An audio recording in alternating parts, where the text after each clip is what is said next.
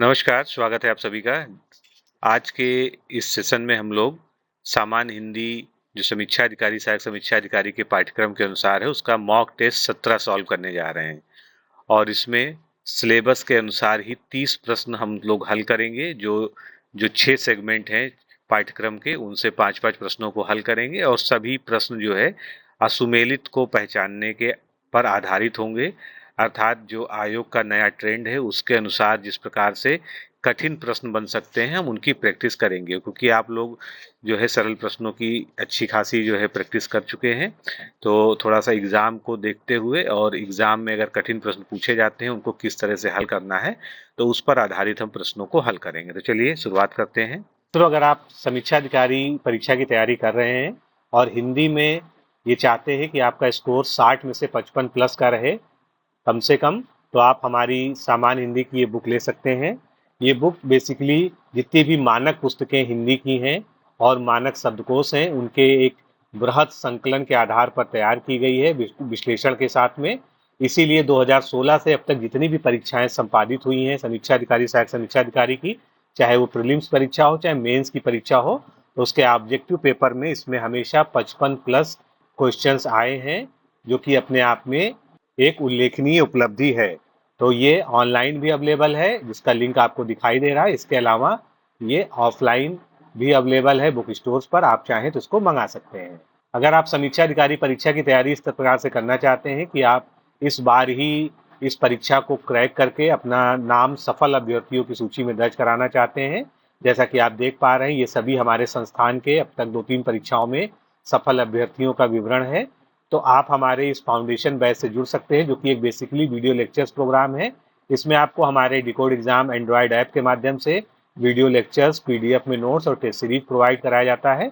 और ये कोर्स इस तरह से डिजाइन किया गया है कि सभी जितने भी इंपॉर्टेंट टॉपिक्स हैं वो पूरी तरह से हर प्रकार से कवर हो जाते हैं। आपको किसी भी बाहरी स्रोत से कुछ भी पढ़ने की आवश्यकता बिल्कुल भी नहीं पड़ती है, क्योंकि सारा कंटेंट यहाँ पर सिस्टमैटिक ढंग से आपको प्रोवाइड किया जाता है और वीडियोस को कई बार प्ले करने की आपको सुविधा दी जाती है। इसी प्रकार टेस्ट भी आप जो है मल्टीपल टाइम्स जो है अटेम्प्ट कर सकते हैं। ज़्यादा जानकारी के लिए हमारे ये 2 व्हाट्सएप नंबर आपको स्क्रीन पे दिख रहे हैं, इन पर RO फाउंडेशन कोर्स आप लिखकर भेज देंगे तो आपको व्हाट्सएप पे ही सारी जानकारी दे दी जाएगी। पहला प्रश्न हमारे सामने है, निम्नलिखित तद्भव तत्सम युग्मों में से असुमेलित को पहचानना है।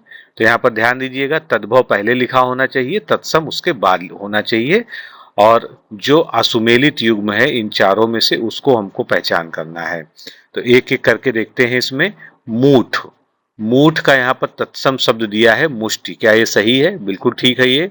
सुवर्ण का यहाँ पर जो है स्वर्ण दिया गया है, जिसको हम लोग सामान्य भाषा में सोना भी कहते हैं, ये भी बिल्कुल ठीक दिया है। अगला शब्द हमारा है सजाना, सजाना का जो है तत्सम शब्द यहाँ पर सज्जा दिया गया है, ये भी ठीक है, जैसे साज सज्जा में सज्जा आता है। इसके बाद जो है अगला युग्म है जिसमें 3 शब्द दिए गए हैं और तीनों ही तद्भव हैं, साच, सच और साच। अलग अलग तरीके से इनका प्रयोग किया जाता है। तो इसका यहाँ पर जो है जो तत्सम शब्द दिया गया है वो सत दिया गया है, लेकिन ये जो है यहाँ पर गलत है। सत की जगह यहाँ पर क्या होना चाहिए? ये होना चाहिए सत्य। तो इस तरह से डी ऑप्शन हमारा यहाँ पर करेक्ट है। एक बार फिर से इसको व्याख्या को देख लीजिए, चारों शब्दों को, मूठ का मुष्टि, सुवर्ण का स्वर्ण, सजाना का सज्जा और साच का जो है सत्य। नेक्स्ट क्वेश्चन देखते हैं। यहाँ पर तद्भव तत्सम युग्मों में से असुमेलित को ही पहचानना है। तो नाई, नाई का यहाँ पर तत्सम शब्द दिया है नापित। अगर आपने पढ़ा होगा तो निश्चित रूप से जानते हैं कि ये बिल्कुल ठीक दिया गया है। उसके बाद अगला शब्द हमारा नहीं है। नहीं को जो है तत्सम शब्दावली में न ही इस प्रकार से लिखते हैं। नहना, नहना का यहाँ पर नहाना दिया गया है, जो कि गलत है। नहना का क्या होना चाहिए? नख हरण। हो सकता है ये आपने शब्द नहीं सुना है, तो इसको जरूर ध्यान दीजिएगा, नख हरण। और अगला शब्द जो है, तो हमारा उत्तर तो सी हो गया। अगला शब्द दिया है नस का तत्सम शब्द क्या हो जाएगा? नश्य हो जाएगा। तो ये चारों ही शब्द इंपॉर्टेंट हैं, इनको जो है जरूर तैयार कर लीजिएगा। अगला तद्भव तत्सम में ही हमारा सुमेलित युग पहचानना है। तो पहला हमारा शब्द दिया है पातुरी या पातुरी। तो इसका जो है जो तत्सम रूप होता है वो होता है पातिली। ये बिल्कुल ठीक दिया है, इसमें कोई भी गलती नहीं है। इसी प्रकार से जो है पाता का पद त्राता दिया गया है, ये भी बिल्कुल ठीक है, इसमें भी कोई गलती नहीं है। पत्ता या पात का पत्र दिया गया है तत्सम रूप, ये भी बिल्कुल ठीक है। जो हमारा असुमेलित है वो कौन सा युग्म है, वो बी है। पाती का यहाँ पर पान दिया गया है जो कि सुमेलित नहीं है, तो पाती का क्या होना चाहिए, पाती का होना चाहिए पत्रिका। नेक्स्ट क्वेश्चन देखते हैं। यहाँ पर पहला युग्म हमको दिया गया है तद्भव तत्सम का जोगी, और जोगी का तत्सम शब्द यहाँ पर उसके सापेक्ष दिया गया है योगी। क्या ये ठीक है, बिल्कुल ठीक है, इसमें कोई भी कमी नहीं है। जो का दिया गया यह, ये भी बिल्कुल ठीक है। नेक्स्ट हमारा दिया गया है जैसा या जैसे, तो दोनों के लिए एक शब्द यहाँ पर दिया गया है यदृशा। क्या ये सही है, नहीं, ये बिल्कुल भी सही नहीं है। क्या होना चाहिए इसके लिए, तो जैसा या जैसे का जो तत्सम शब्द होना चाहिए वो यादृश्य होना चाहिए, ये शब्द यहाँ पर ठीक होता। बाकी जेठ का जेठ्स होता है, ये आप जानते हैं, जेठ जो है एक महीना भी होता है, और इसका वैसे नॉर्मल जो अर्थ होता है ज्येष्ठ का, उसका क्या मतलब होता है, वरिष्ठ या बड़ा, जैसे कहते हैं ज्येष्ठ भ्राता। अगला तद्भव तत्सम युग्म लेते हैं, चलिए। फागुन, फागुन मास जो है बोलते हैं हम लोग सामान्य रूप से हिंदी में, लेकिन उसकी तत्सम शब्दावली में हम उसको क्या कहते हैं, फाल्गुन कहते हैं, तो ये बिल्कुल ठीक है, इसमें कोई कमी नहीं है। इसके बाद फाक दिया गया है, तो फाक का तत्सम शब्द क्या होता है, फलक होता है। फांसी का तत्सम शब्द क्या होता है, पासिका होता है, ये बिल्कुल ठीक है। और उसके बाद दिया गया है फहराना, फहराना का तत्सम रूप यहाँ पर दिया गया है पसारना, जो कि गलत है, क्योंकि पसारना स्वयं में भी एक जो है तद्भव शब्द है। तो फहराना का क्या होगा, प्रसारण होगा तत्सम रूप, तब ये जाकर हमारा विकल्प सुमेलित होता। अगला विशेष विशेषण युग्म देखते हैं, जो कि असुमेलित ही पहचानना है हमको, तो इसमें ध्यान दीजिएगा, पहले विशेष शब्दावली होनी चाहिए, उसके बाद विशेषण आना चाहिए युग्म में। तो पहला हमारा है छेदन, छेदन का जो है यहाँ पर विशेषण दिया गया है छिन्न। क्या ये सही है, बिल्कुल ठीक है, इसमें कोई भी गलती नहीं। यानी छेदन का मतलब क्या हो गया, छेदने की क्रिया, और छिन्न का मतलब जिसे छेदा जा चुका हो, तो इस तरह से ये विशेषण हो गया इसका। जंगल का विशेषण शब्द दिया है जंग, जो कि पढ़ने में ही लगता है कि ये सही नहीं हो सकता है। जंगल का विशेषण शब्द क्या होना चाहिए, जंगल का विशेषण शब्द होना चाहिए जंगली, तब ये ठीक होता। बाकी जो सुमेलित हैं उनको भी देख लेते हैं। जटा का जटिल हो गया, और जड़ता का जो है जड़ हो गया। नेक्स्ट क्वेश्चन देखेंगे हम, विशेष विशेषण युग्म से ही संबंधित है ये। ज्ञापन, ज्ञापन का मतलब सामान्य अर्थ होता है किसी को जानकारी देना, और ज्ञापित का मतलब जिसको जानकारी प्राप्त हो चुकी है या जिसको जानकारी दी जा चुकी है। तो ये जो है इसका विशेषण है, जो कि बिल्कुल ठीक है, इसमें कोई गलती नहीं है। ज्योतिष का यहाँ पर विशेषण शब्द दिया गया है ज्योतिषी, लेकिन आप जानते हैं ज्योतिषी जो है यहाँ पर किस तरह से लिखा हुआ है, बिल्कुल ठीक लिखा हुआ है, इसमें कोई भी गलती नहीं है। तो इसी तरह से कंफ्यूज करने के लिए लिखा जाता है। तो ज्योतिष का विशेषण ज्योतिषी हो गया, यानी जो ज्योतिष विज्ञान का ज्ञाता हो। अगला शब्द हमारा है ज्वाला। अब ज्वाला का यहाँ पर विशेषण शब्द दिया गया है जलना। क्या ये ठीक है, नहीं, बिल्कुल नहीं। ज्वाला का क्या होना चाहिए, ज्वलित होना चाहिए, तब ये ठीक होता। नेक्स्ट उत्तर हमको अपना सी मिल चुका है। झंकार का विशेषण शब्द क्या होगा, झंकृत। तो अगला विशेषण विशेष युग्म हमको असुमेलित पहचानना है, उसको देख लेते हैं। सबसे पहला दिया है हमारे सामने ऑप्शन दुनिया, तो दुनिया का अगर विशेषण देखेंगे दुनियावी, जैसे कहते हैं माया का मायावी, उसी तरह से दुनिया का बन गया दुनियावी। इसके बाद दुबलापन, दुबलापन का जो है विशेषण शब्द क्या हो जाएगा, दुबला। जैसे आप प्रयोग करके भी देख लें कि वह व्यक्ति दुबला है या दुबला व्यक्ति, तो ये जो है क्या हो गया, विशेषण हो गया। अब दुम, दुम का जो है सामान्य अर्थ हम लोग क्या जानते हैं, पूछ, तो यहाँ पर क्या दिया है, दुमीला, जो कि गलत है। होना क्या चाहिए, दुम का जो है विशेषण क्या हो जाएगा, दुमदार, यानी दुम वाला। फिर अगला शब्द उत्तर हमको अपना सी मिल चुका है। दुर्गति का जो है क्या हो जाएगा विशेषण, दुर्गत। नेक्स्ट क्वेश्चन देखेंगे। पंक्ति, पंक्ति का विशेषण यहाँ पर पांक्तेय दिया गया है। क्या ये सही है, बिल्कुल ठीक है, इसमें कोई गलती नहीं है। पंगुता का यहाँ पर विशेषण दिया गया है पंगु, बिल्कुल ठीक है। पंथ का दिया गया है पंथी, क्या ये ठीक है? ये बिल्कुल भी ठीक है। उसके बाद जो है हमारा दिया गया है पक्ष। पक्ष का जो है विशेषण यहाँ पर दिया गया पक्षी, जो कि गलत है। पक्ष का होना क्या चाहिए? पाक्षिक। पक्ष आप जानते हैं, जैसे कोई भी 15 दिन का, मान लीजिए शुक्ल पक्ष, कृष्ण पक्ष जो हम लोग कहते हैं ना, तो उसी का जो है विशेषण शब्द क्या हो जाएगा? पाक्षिक हो जाएगा। तो यहाँ पर एक बार इसको रिवाइज कर लेते हैं। पंक्ति का पांगते, पंगुता का पंगु, पंथ का पंथी हो गया विशेषण, और पक्ष का विशेषण पाक्षिक हो गया। अगला विशेष विशेषण युग्म देखते हैं। निज का हो गया निजी, क्या ये ठीक है? बिल्कुल ठीक है, इसमें कोई कमी नहीं है। उसके बाद आ गया निद्रा। निद्रा का विशेषण यहाँ दिया गया है निद्रालु, क्या ये ठीक है? बिल्कुल ठीक है ये। निपुणता, निपुणता का यहाँ पर निपुण दिया गया है, जो कि गलत है, क्योंकि ये क्या गलती है? ये शाब्दिक रूप से गलत है। निपुणता का विशेषण क्या होगा वैसे? निपुणता का निपुण होगा, कहेंगे ना कि वह इस कार्य में निपुण है, यानी कुशल है। अगला उत्तर हमको अपना सी प्राप्त हो चुका है। अगला जो हमारा शब्द है उसको भी पढ़ लेते हैं। नियम। नियम का विशेषण क्या हो जाएगा? नियमित, यानी जिसको हम लोग इंग्लिश में रेगुलर कहते हैं। तो चलिए रिवीजन कर लीजिए। निज का विशेषण निजी, निद्रा का निद्रालु, निपुणता का विशेषण निपुण, और नियम का विशेषण नियमित। अगला प्रश्न लेते हैं। इसमें पहला शब्द हमारा है अंतःकरण, और इसमें हमको कौन सा जो है देखना है? क्वेश्चन हमारा क्या है? विलोम से संबंधित है। विलोम के असुमेलित युग्म को पहचानना है। तो आप इसका जो है ध्यान से चारों ऑप्शंस को पढ़िए और उत्तर ढूंढने का प्रयास करिए।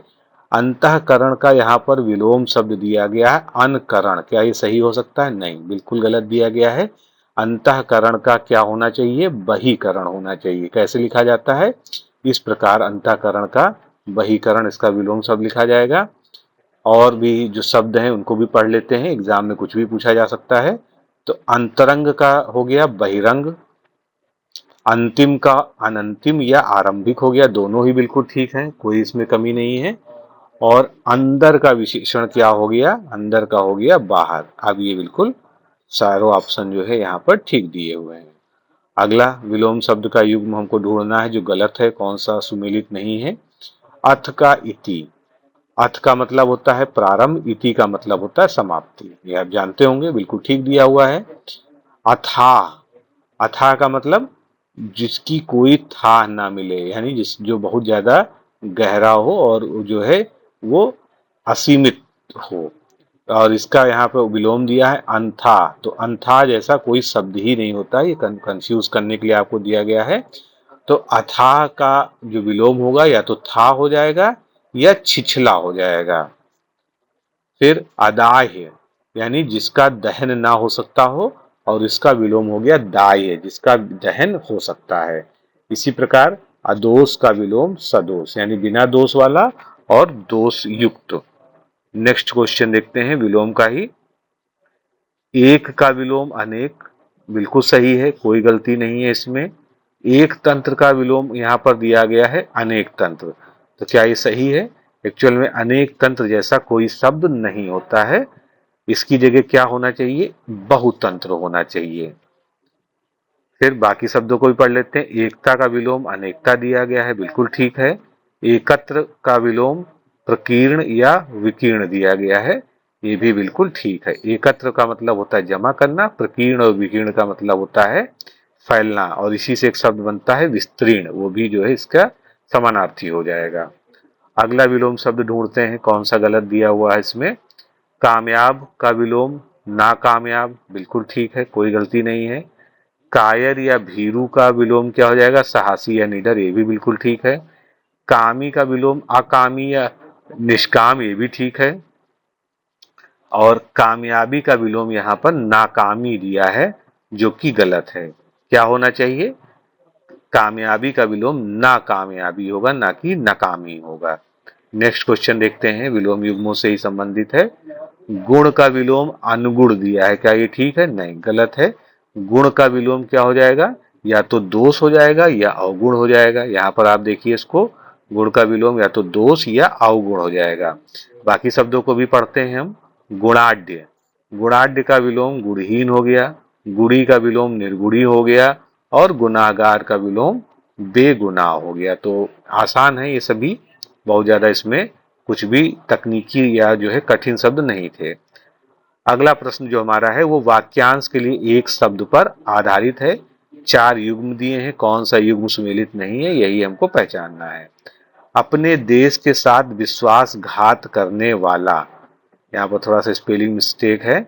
अपने देश के साथ विश्वासघात करने वाला जो है यहाँ दिया गया है विश्वासघाती। तो विश्वासघाती तो हर उस व्यक्ति को कहेंगे जो विश्वासघात करे, लेकिन अपने देश के साथ विश्वासघात करने वाले के लिए स्पेशल शब्द या एक शब्द क्या होना चाहिए, देशद्रोही होना चाहिए, तब ये ठीक होता। तो हमारा उत्तर ए ही जो है जो सुमेलित नहीं था।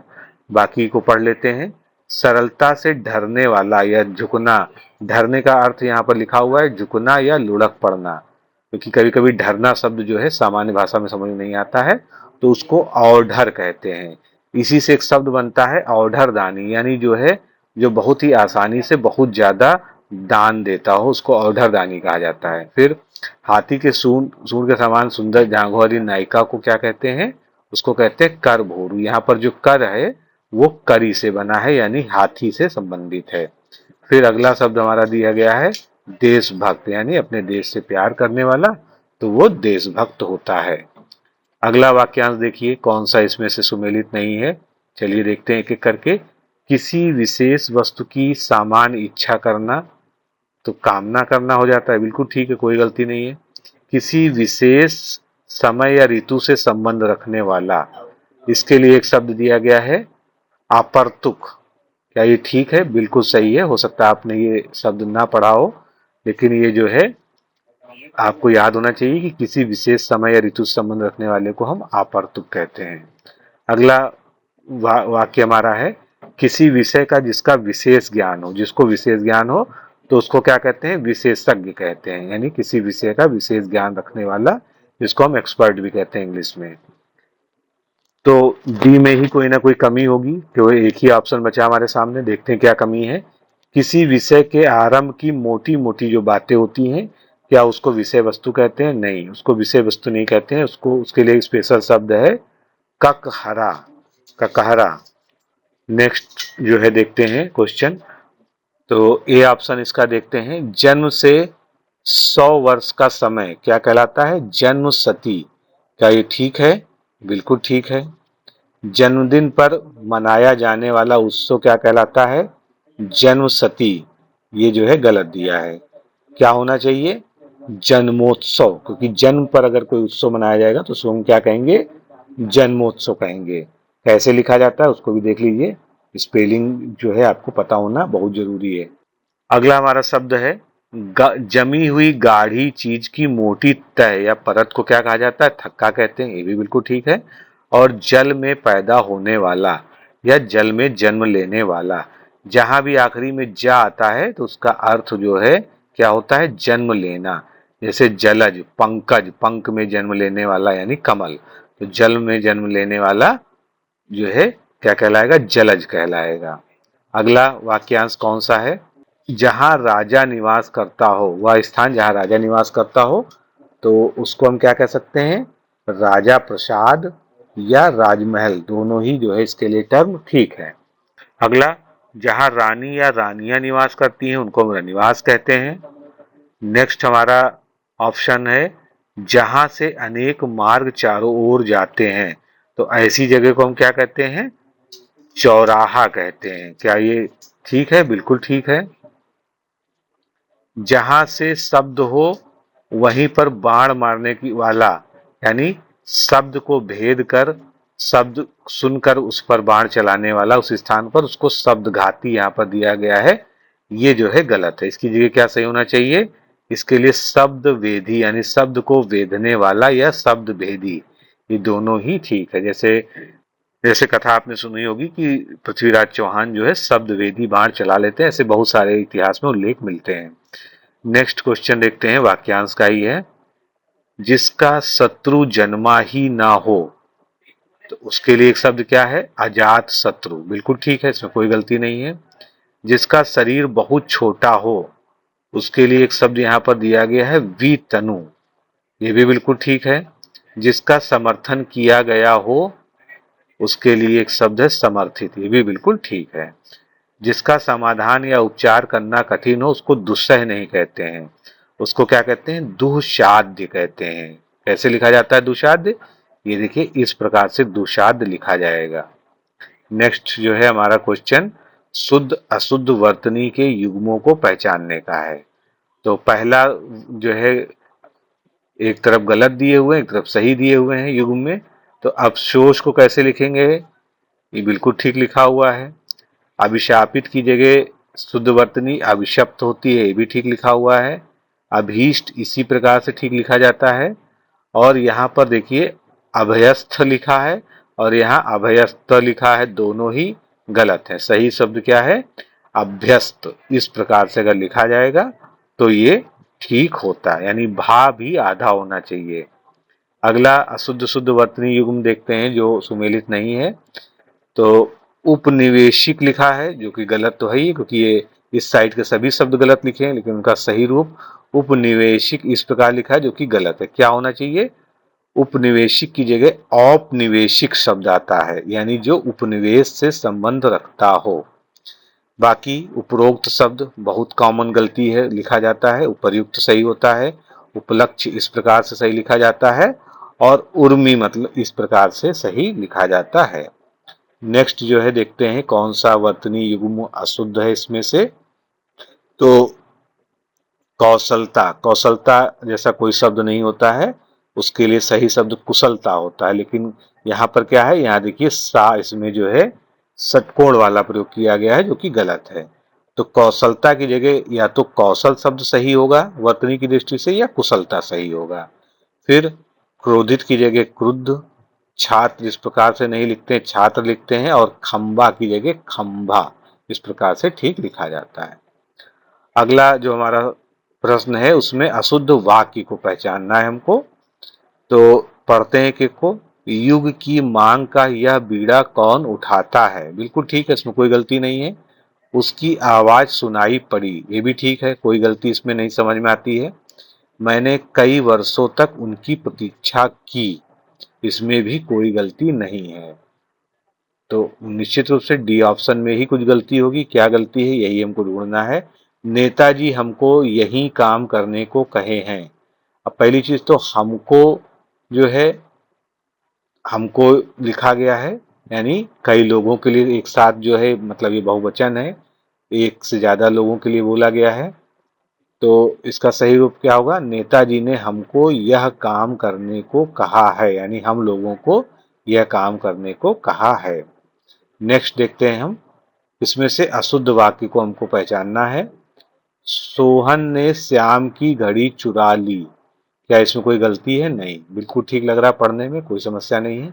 तुम्हारी बातों से मालूम हो जाएगा कि तुम बहुत योग्य हो, पढ़ने में आप देखिए कोई भी वर्तनी की अशुद्धि नहीं है और वाक्य भी बिल्कुल ठीक है। अब हम सब परस्पर आपस में बराबर हैं, ये जो है सेंटेंस गलत है। क्यों, क्योंकि परस्पर और आपस दोनों ही समानार्थी शब्द हैं, एक साथ इनका प्रयोग नहीं हो सकता। इसके जगह हमको क्या लिखना चाहिए, हम सब आपस में बराबर हैं, तब ये ठीक होता। चौथा वाक्य क्या था, बच्चा जोर जोर से रो रहा था, इसमें भी कोई गलती नहीं है, तो सी हमारा इसमें करेक्ट ऑप्शन होगा। अगला प्रश्न देखते हैं, इसमें से अधिकार का पर्यायवाची शब्द कौन सा नहीं है। अधिकार का पर्यायवाची हक तो हो ही जाएगा, स्वामित्व भी हो जाएगा और स्वत्व भी हो जाएगा। अधिकारी इसका जो है पर्यायवाची शब्द नहीं होगा। अधिकारी क्या हो जाएगा, अधिकार का विशेषण शब्द है अधिकारी। तो अधिकार के पर्यायवाची शब्दों को एक बार रिपीट कर लेते हैं, हक, स्वामित्व, स्वत्व, कब्जा और आधिपत्य। नेक्स्ट क्वेश्चन है, अनाज का पर्यायवाची इनमें से कौन सा नहीं है।